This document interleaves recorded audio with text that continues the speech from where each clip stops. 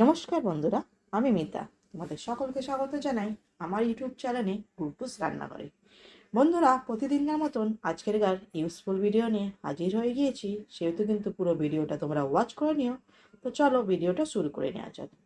আজকেরকার প্রথম টিপসটা হলো বন্ধুরা, আঙুর নিয়ে।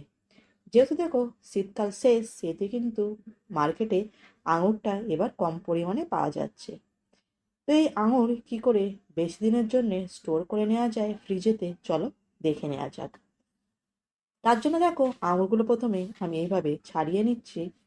এবারে সমস্ত আঙুর ছাড়িয়ে নেওয়ার পরে ডাঁটি থেকে এবার দেখো নিয়ে নিচ্ছি একখানা এরকম ধরনের কাঁচের শিশি।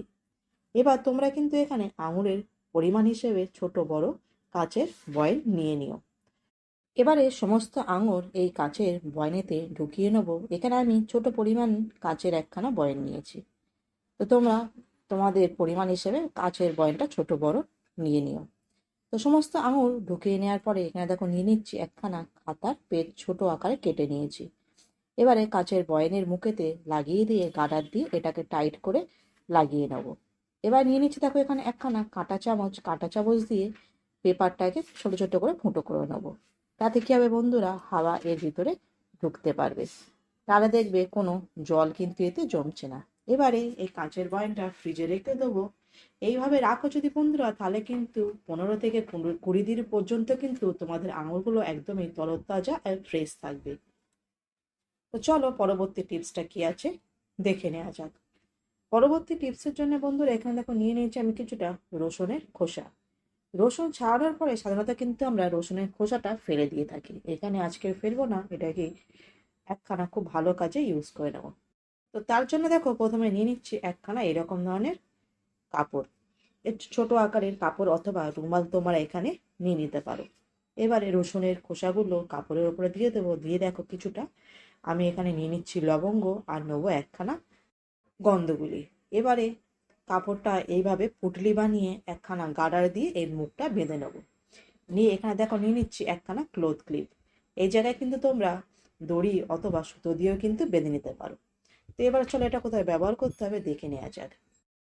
আমার রান্নাঘরে এই জানলা দিয়ে টিকটিকিটা এসে থাকে। তার কারণে আমি পুটলিটা জানলায় এইভাবে ঝুলিয়ে দেবো। তাহলে এর স্মেলেতে কিন্তু টিকটিকি একদমই আসবে না, কারণ এর গন্ধটা টিকটিকির একদমই পছন্দ হয় না। আশা করছি টিপসটা তোমাদের ভালো লাগলো। যদি ভালো লাগে অতি অবশ্যই কিন্তু অ্যাপ্লাই করো। তো চলো দেখে নেওয়া যাক আজকের পরবর্তী টিপসটা কি আছে। তার জন্য দেখো এখানে নিয়ে নিচ্ছি একখানা আইসক্রিম স্টিক। আর নিয়ে নিচ্ছি দেখো এখানে টিস্যু পেপার। টিস্যু পেপারটা এভাবে আইসক্রিম স্টিকেতে রোল রোল করে নেব। তারপরে একখানা গার্ডার লাগিয়ে নেব। তো দেখো খুব সহজে কিন্তু বাড়িতে একখানা এরকম ধরনের আমরা টুল বানিয়ে নিয়েছি।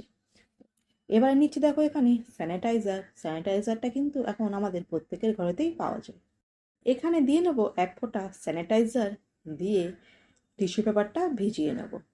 এবার চলো এটা কোথায় ব্যবহার করতে হবে দেখে নেওয়া যাক। ইলেকট্রিক বোর্ডগুলো কিন্তু নোংরা হয়ে থাকে, সেগুলো কিন্তু পরিষ্কার করার জন্য এই টুলটা আমরা এখানে ব্যবহার করে নেব। আমরা সকলেই জানি ইলেকট্রিক বোর্ডটা কিন্তু কোনো কাপড় অথবা হাত দিয়ে কিন্তু ডাইরেক্ট পরিষ্কার করাটা ঠিক নয়।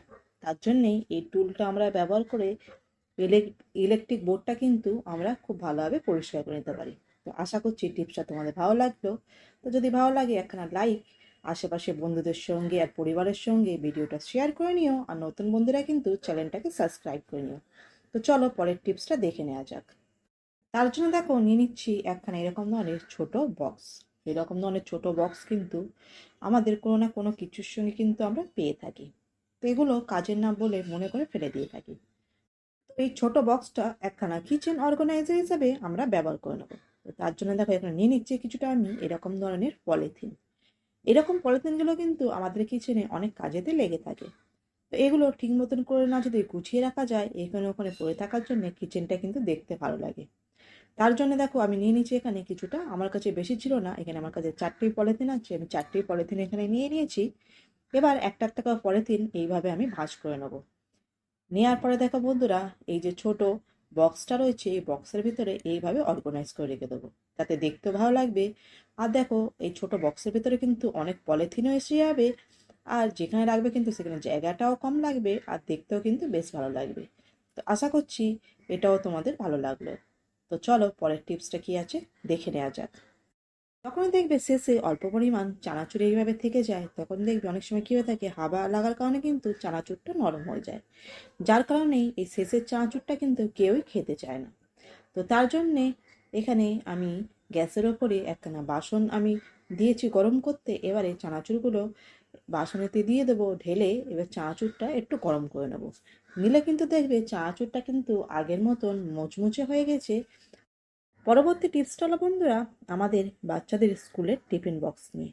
বাচ্চাদের স্কুলের ভ্যাকেশন যখন দেখবে শেষ হয়ে যায়, স্কুল যখন রিওপেন হয়, তখন দেখবে টিফিন বক্সটা বেশ অনেক দিন পর্যন্ত কিন্তু এইভাবে ঢাকনা লাগিয়ে রেখে দেওয়ার জন্য কিন্তু যখন টিফিন বক্সটা ব্যবহার করার জন্য খুলবে, তার থেকে কিন্তু একখানা খুব বাজে একটা ব্যাড স্মেল এসে থাকে। তো তার জন্য বন্ধুরা এই টিফিন বক্সে প্রথমে দিয়ে নেবো একটু উষুম উষুম গরম জল, আর দিয়ে নিচ্ছি দেখো এখানে একখানা টিস্যু পেপার। টিস্যু পেপারটা জলেতে ডুবিয়ে দেবো, দেওয়ার পরে ঢাকনা লাগিয়ে নেব। নিয়ে এবারে ফ্রিজেতে রেখে দেবো 24 ঘন্টা। 24 ঘন্টা পরে ফ্রিজ থেকে বের করে প্লেন ট্যাপ ওয়াটার দিয়ে কিন্তু টিফিন বক্সটা ধুয়ে নেবে। তাহলে কিন্তু দেখবে টিফিন বক্সে যে ব্যাড স্মেলটা ছিল সেটা সম্পূর্ণ কিন্তু দূর হয়ে যাবে। তো চলো পরের টিপসটা দেখে নেওয়া যাক। পরের টিপসের জন্য বন্ধুরা দেখো এখানে নিয়ে নিয়েছি আমি এরকম ধরনের টেপ। এরকম ধরনের টেপ যখন দেখবে শেষ হয়ে যায়, টেপের যে রিলটা রয়েছে, রিলটা কিন্তু আমরা ফেলে দিয়ে থাকি ডাস্টবিনে। এই রিলটা কিন্তু এইভাবে বাসনের স্ট্যান্ড হিসাবে কিন্তু আমরা ব্যবহার করে নিতে পারি।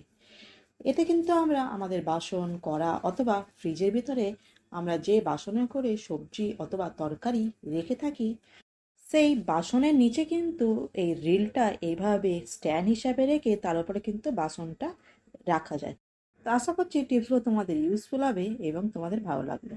তো কমেন্টে জানিও আমার ভিডিওটা তোমরা কোথা থেকে কে কে দেখছো।